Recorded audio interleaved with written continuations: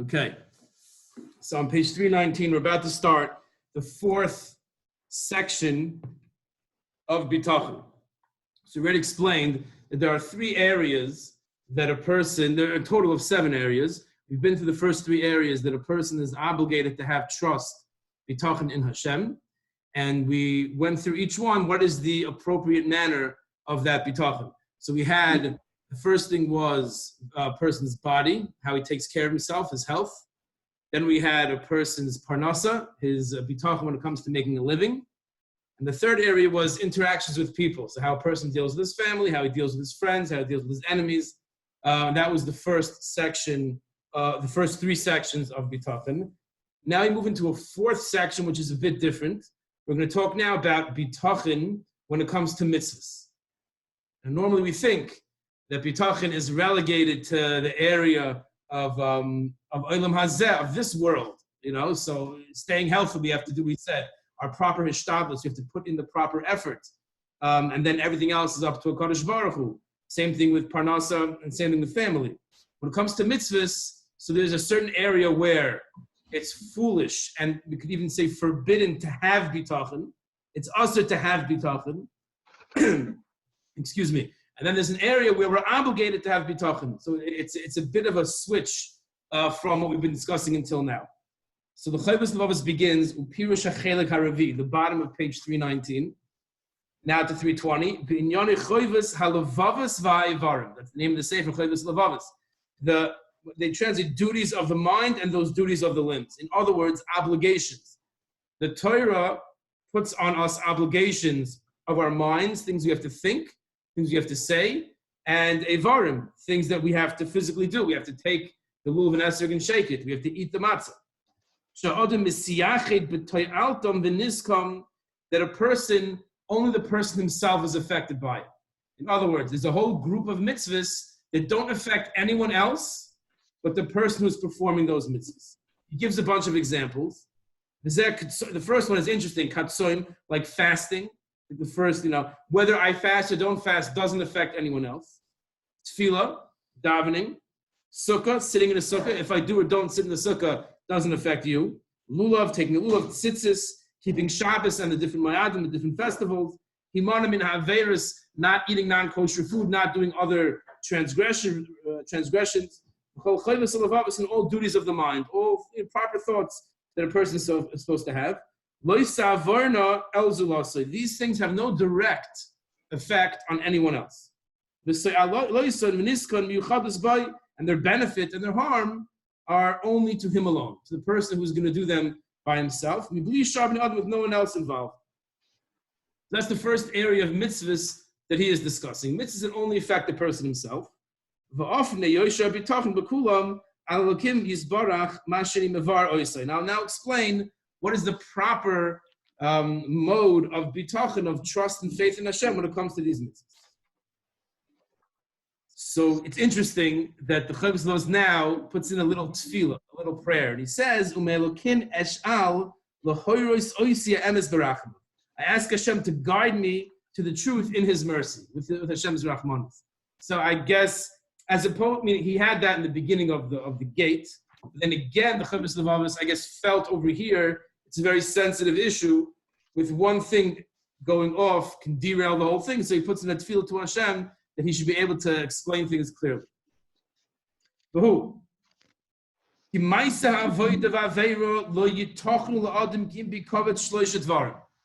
person's act, be it a mitzvah, be it avera, only happens when 3 things, there are 3 factors that must occur in order for an action to happen. And the truth is, we'll see, these 3 things it's true with any action a person does, premeditatedly, when actually that he thinks out, he decides to do. And these are they. The first, it's interesting how he divides the first 2. The first is the desired choice in his mind and conscience. Now, the lashon of the Chovos Halevavos in the Hebrew is the matspunoi, which means hidden, like soften, right, is hidden. So the choice that a person makes, he wants to do something. So when it comes to a mitzvah, let's say a person I don't know Hilchos Shabbos, well, I want to learn Hilchos Shabbos. So I make a decision, I have a thought, I want to do that. A person after being staying at home so long and after Yom Tov, decides, I want to exercise. I have a desire to lose weight. The person makes that decision, has that thought. Now, that doesn't mean the person is going to exercise or go on a diet. It doesn't mean the person is necessarily going to pick up a sefer from the shelf and learn Hilchos Shabbos. That's the first step, that a person says, this is what I want to do. Number two, the intention, and the haskama means not just he has the thought he wants to do something, it's an actual decision that I'm going to put this into action. I'm going to action what I am thinking about. To do what he has chosen to do. The third thing, he actually walks over to the shelf and takes the sefer off the shelf and opens it up. So he does the action that's going to lead to the mitzvah. He actually starts running around, jogging, starts eating less for breakfast, lunch, and dinner. And he brings his thought, his decision into reality. So says the Chovos Halevavos, those of the three steps that are not hidden from us. In other words, which one or which ones of these three steps are in our control? Says he, the first two, the choice to do a mitzvah or an aveira, that's in my control. That's number one. And number two, the haskama, the intent and the commitment, the intellectual commitment to go and do that, that's in my control. And this is where free will comes into play. Hashem does not decide for us to make a right decision, at least in Avodas Hashem. When it comes to mitzvahs and aveiros, there are certain times, very rare times, where Hashem will force. The Gemara in Avodah Zarah talks about this at the beginning of the Masechta, where Hashem there were two incidents where Hashem forced an aveira so that people will learn the koyach of tshuva. By David HaMelech and by Klal Yisrael, on the level of the tzibah and the level of the yachid, Hashem, the Gemara says, forced an aveira so that people should see how far tshuva goes. But b'derech klal, in general, when it comes to mitzvahs and aveiras, the choice is ours to choose the right thing and therefore get reward for that, or chas v'shalom, choose the wrong thing and get punished for that. Habitachon al Elokim b'zeh, having faith in Hashem that He will make the decision for us, is ta'us v'sichlus. It's an error and it's foolishness. Hashem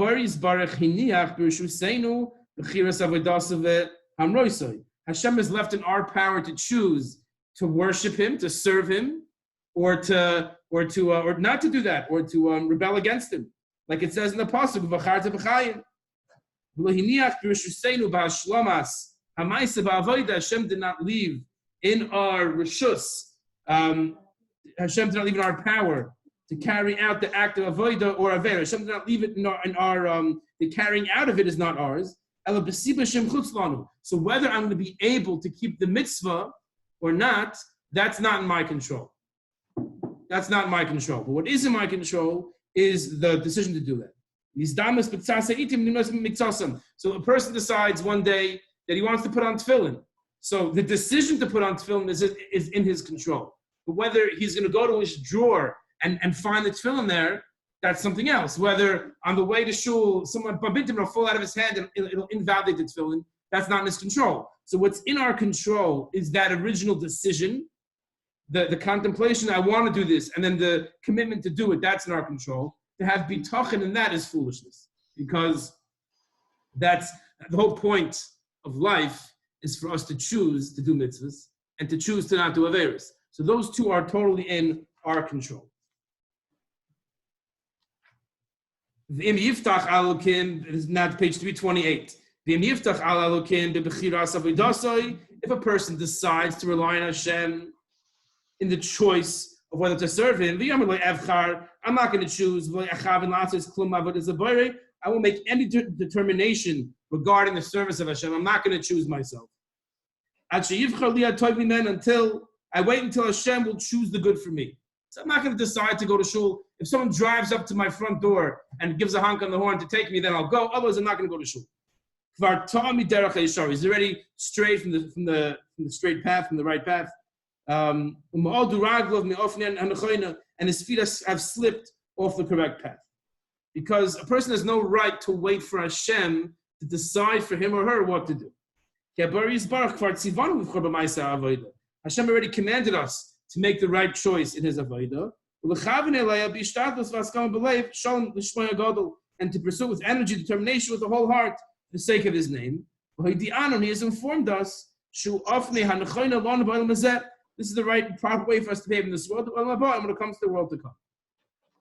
So there's no bitachon. This is where bitachon ends to an extent. There is no faith in Hashem when it comes to mitzvahs and averos. When it comes to religion, and many things go into that. The ideally, as we spoke beforehand, the person when he goes to work, his intention is, I am fulfilling what the Torah says that I have to support my family. So then he's doing a mitzvah. As we pointed out, as the Chovos Halevavos himself pointed out, the difference between a person who has bitachon and doesn't have bitachon is not necessarily, and it's often not seen in what the person does, because everyone goes to work. It's rather seen in the person's intentions. When the person is going to work, is he thinking to himself, whether I make the money or not is not in my control. I'm doing my ishtadlus. That's my obligation to my family and to myself. Or the person thinking to himself, I can't wait to I have such good business acumen that I'm for sure going to make that deal today. So the first person is a tzaddik, and he's involved in mitzvahs the whole day. And the second person is not approaching it in the proper manner. But when it comes to mitzvahs, we're saying there's no bitachon. When it comes to mitzvahs, I have to realize that my choice to do a mitzvah and chas v'shalom, my choice for the avera, is completely up to me. The Im Yizdamnu Asiba said, if HaKadosh Baruch Hu allows the means, he makes them available, and Baruch Hashem, I'm able to take my lulav and esrog and shake it on sukkahs and fulfill that mitzvah. We'll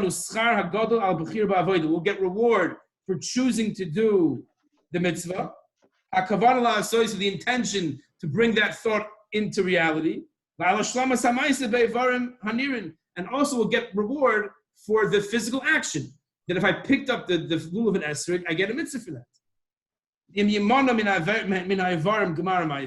But if, despite the person's good intentions, he's not able to procure a lulav and esrog, we will still get rewarded for the decision that we wanted to do it and the commitment to do so. Like we explained previously, same too when it comes to an avera. If a person decides he wants to go, Rabbi Miller brings an example, he wants to go steal something, and the police come and therefore he walks away. So he didn't do the avera, he didn't steal the car because the police came. He's going to get punished for his thought of wanting to steal, and then his commitment, his action to actually go and see if the door is left unlocked. The fact that police came by and he ran away, that's not going to take away from the fact he'll get punished for his intention. So this is a tremendous chiddush in our avodas Hashem, in our approach to mitzvahs, that all that's in our control is our intentions. And the actual completion of the mitzvah is not in our control. And a person has to realize that we have sprinkled throughout the davening, we have different tefillahs we say, different desires that that we have, that the tefillahs express. For example, let's say we said that the Hollywood Shtibel was given the opportunity to build the Beis HaMikdash. We were given that to oversee the entire project, to be the initiators, and we'll build the Beis HaMikdash. And we actually go ahead, and the entire world is watching us, and we're able to get in there, we hire the workers, we oversee the project, now this beautiful Beis HaMikdash is built, and all the thousands, the hundreds of thousands of karbanos of sacrifices are being offered, all that nachas ruach to Hashem, and it's all because we built the Beis HaMikdash. How would we feel? We'd feel very accomplished. We'd be so proud of our accomplishments. In Tefillah we say at the end of Shemon Esrei, Yiratzin she'ibana Beis HaMikdash b'meher v'yameinu. We daven that HaKadosh Baruch Hu should be your will to build the Beis HaMikdash.